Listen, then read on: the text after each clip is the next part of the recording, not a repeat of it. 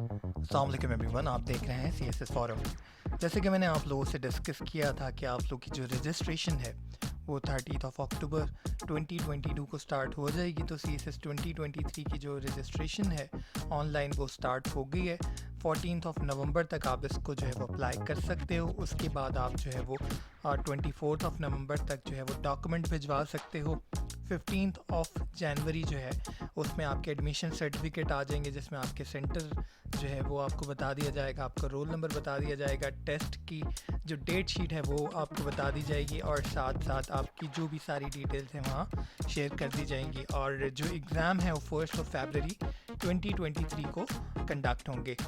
इस हवाले से FPSC ने जो है वो ऑफिशियली अनाउंसमेंट कर दी है। जैसे ही आप FPSC के ऑफिशियल वेबसाइट के ऊपर आओगे, यहाँ पे आपको CSS कंपैरेटिव एग्ज़ाम 2023 जो है वो लिंक मिल जाएगा। जैसे ही ये लिंक आप ओपन करोगे, यहाँ पे आपके पास नोटिस आ जाएगा, चलान फॉर्म आ जाएगा। ये वो चलान है जो आप लोग को भरना है और सारी चीज़ें आपको यहाँ से मिल जाएंगी। अच्छा, अगर हम डिटेल की बात करें तो आपको यहाँ पे मेंशन किया हुआ है कि 14 नवंबर तक जो है वो आप अप्लाई कर सकते हो। 1 फरवरी को एग्ज़ाम कंडक्ट होंगे। 19 सिटीज़ जो हैं, जो कि सेंटर हैं, वो आप लोग को मिल जाएंगे CE रूल्स 2019 के अंदर, जहाँ पे आपको 19 के 19 सिटीज़ जो हैं वो मिल जाएंगी। तो जिन लोगों का सवाल था कि कहाँ कहाँ पे सेंटर जो है हमारे पड़ेंगे, तो वो आप लोग को यहाँ से मिल जाएंगे। एलिजिबिलिटी आपकी क्या है कि 2023 का MPT का जो आपने एग्ज़ाम है वो क्लियर किया हो लाजमी। इसके अलावा आपकी सेकंड डिवीज़न जो है वो डिग्री होनी चाहिए।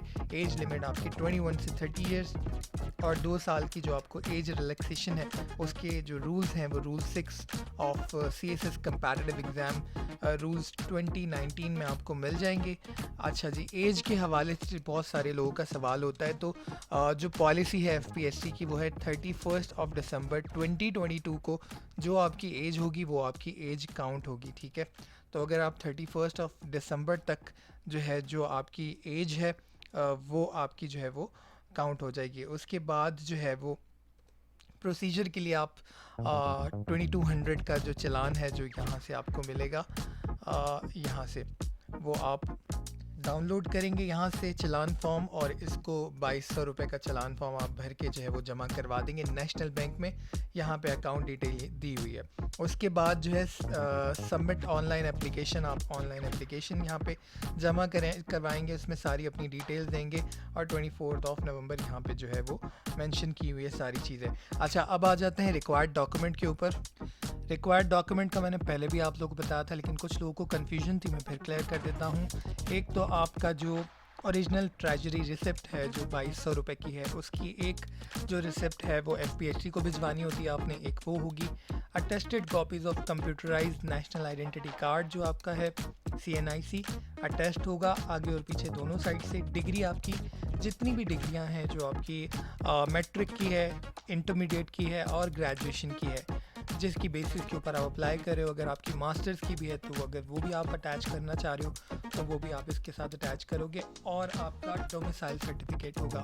इसके अलावा अटेस्टेड कॉपीज ऑफ, यहाँ पे उसने अलग से लिख दिया है, matriculation certificate showing date of birth. जो डेट ऑफ बर्थ होती है आपकी वो जो है वो आपके जो मैट्रिक का सर्टिफिकेट है उससे जो है वो कंफर्म की जाती है यूजुअली।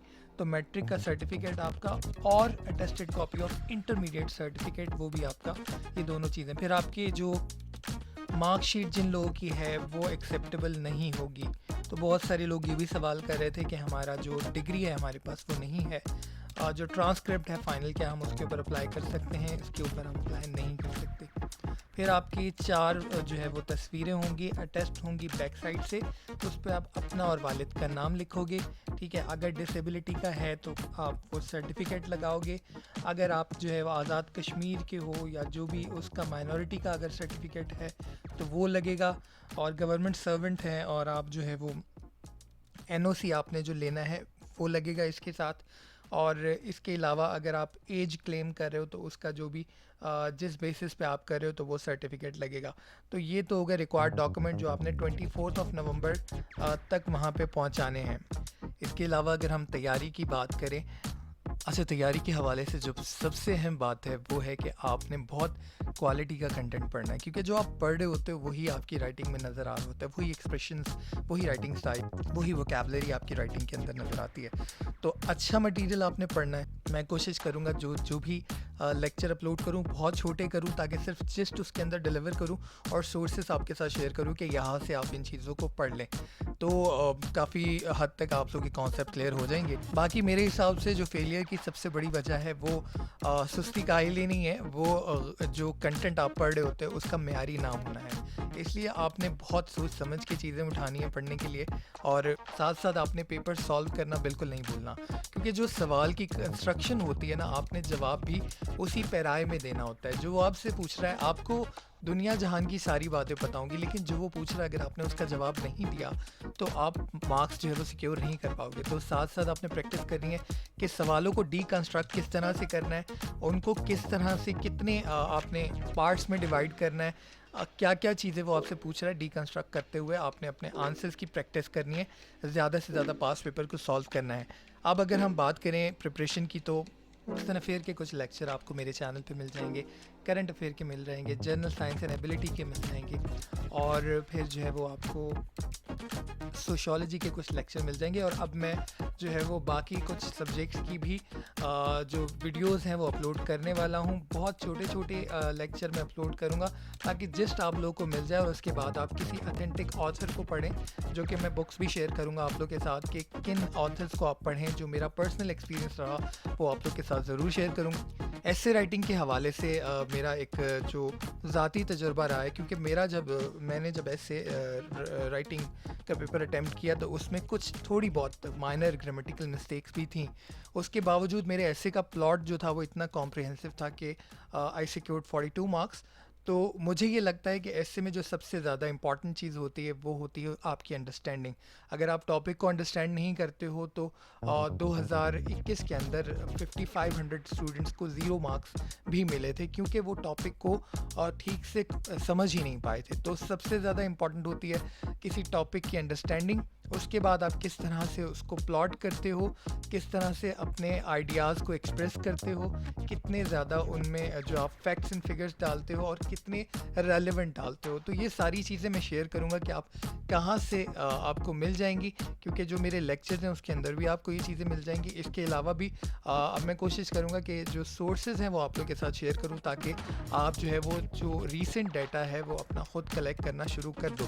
तो होपफुली हम जो है वो बहुत ज़्यादा तेज़ी से अब लेक्चर भी अपलोड करेंगे, ताकि आप लोगों के लिए आगे जो है वो एग्ज़ाम आसान हो सके। तो जो लोग एकेडमी को एक्सेस नहीं कर पाते हैं उन लोगों के लिए भी काफ़ी हद तक आसानी हो सके।